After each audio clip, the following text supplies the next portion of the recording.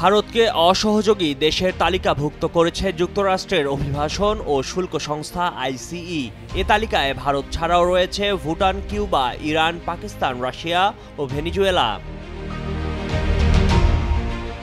আইসিই জানিয়েছে, অসহযোগী তালিকায় থাকা দেশগুলো সাক্ষাৎকার গ্রহণ, সময়মতো ভ্রমণ নথি ইস্যু ও নির্ধারিত ফ্লাইটে তাদের নাগরিকদের ফেরত নিতে প্রয়োজনীয় সহযোগিতা দিতে ব্যর্থ হয়েছে।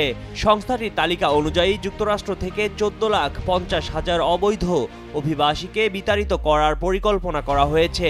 এর মধ্যে 18,000 অভিবাসী ভারতীয়। সাম্প্রতিক বছরগুলোতে প্রায় 90,000 ভারতীয়কে যুক্তরাষ্ট্রে অবৈধভাবে প্রবেশের চেষ্টাকালে আটক করা হয়েছে।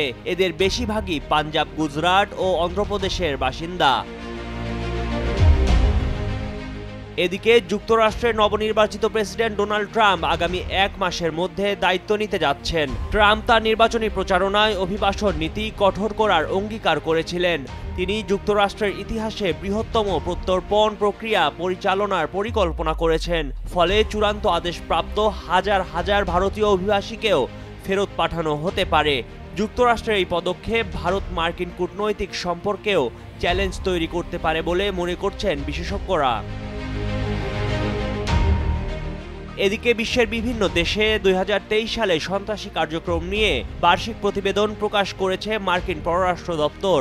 গত বৃহস্পতিবার প্রকাশিত প্রতিবেদনে বলা হয়, 2023 সালে বাংলাদেশে আন্তর্জাতিক সন্ত্রাসী হামলার কোনো ঘটনা ঘটেনি। তবে আওয়ামী লীগ সরকার প্রায়ই রাজনৈতিক বিরোধীদের কার্যক্রমকে সন্ত্রাসবাদের সঙ্গে মিলিয়ে প্রচার করেছে।